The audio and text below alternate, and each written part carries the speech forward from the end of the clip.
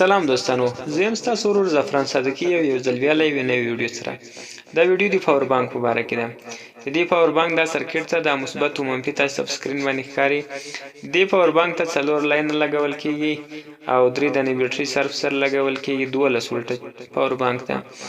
دا پاور بانک خپل شپږ دانې بیټرۍ لري. خو مو شپږ یعنی 4 دانې بیټرۍ سره یو کودای چې د خپلې کمپنۍ شپږ بیټرۍ لري. 10000 ایمیج پاور بانک ده.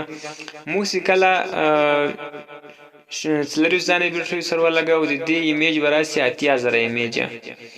نو دا پاور بانک چې دا 2 دانې یو اس بي لري، فاست چارجینګ هم لري او کیبل چارجینګ هم لري. په یو وخت کې 2 دانې موبایل چارج کولای شي او یو بل لاین لري ډي سي آوټپوټ کوي.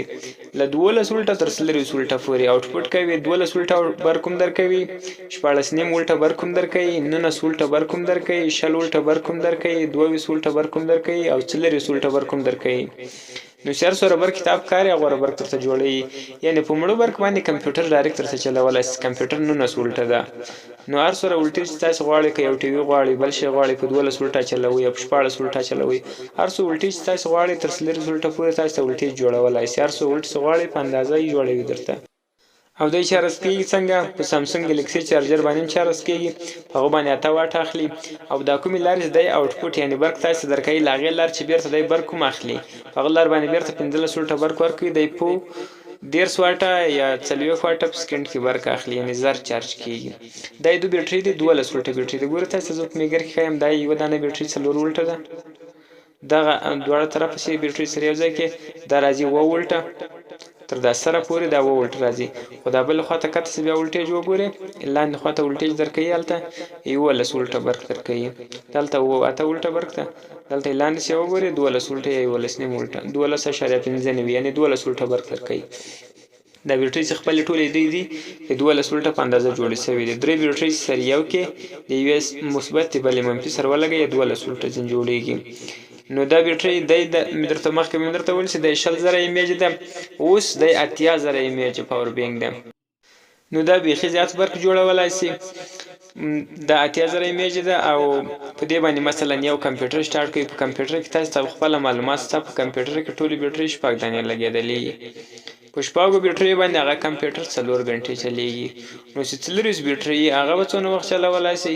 یعنی چې هغه 4 غنټې چلایي دا به درته چلوي 14 غنټې. ټول ورځ کمپیوټر چې کار واخلي او ټول ورځ درته چلولای شي. دا بیټرۍ به نه خالی کیږي. نو ډیر خوندور پاور بانک د تاسو چې ار ماډل پاور بانک کور کې لري که نور بل پاور بانک اضافه د سره پروت وي چې هغه خراب وي، دغه ماشین کار نه کوي، د دواړو بیټرۍ سره یو کیا نو دا رقم ته پاور بانک براسي. که چیرته تاسو خپل پاور بانک د ځان لزر ایمیج خو شي او بل بیټرۍ سره یو کې هغه به 20000 ایمیج شي. کم چیرته 20000 ایمیج پاور بانک وي او یو بل بیټرۍ سره یو ځای کوي نو هغه به 100000 ایمیج شي. په دې طریقې سره دې جوړښت شوی ده. دا رقم ته جوړیږي. طریقه مې درته وښودله. دا بیټرۍ ګوري ار یو سیم باندې سر تر سره دا ټولو بیټرۍ کنکشن سره یو شوی. 4 ویره بیرته داخلي بیټرۍ ته تللی شي له ماشین څخه چارج واخلي له کټ چې سرکټ ته. اوس د 100% چارج ده. دا بیرته په سولوشن کې بند کو. دوستانو کوم ویډیو خوښه شوی چینل لایک یا کمنټ ته ورکړئ او شیر کړئ او کپ چینل کې نیو یاستئ ملګرو مهرباني وکړئ چینل سبسکرایب کړئ. الله مې مل شه. ښه ورځ درته غواړم.